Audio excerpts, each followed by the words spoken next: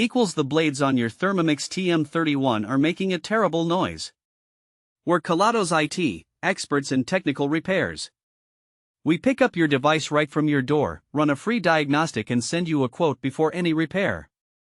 No calls, no travel needed. We're located at Calle Joaquin Maria Lopez 26, in Madrid. Link in the description. This unusual noise typically indicates that the blades are either dull or damaged. Replacing the blades and ensuring they're properly installed can resolve the issue and restore your Thermomix to smooth operation. If you don't want to risk it yourself, at Kelatos we pick up, fix and deliver right back to your door anywhere.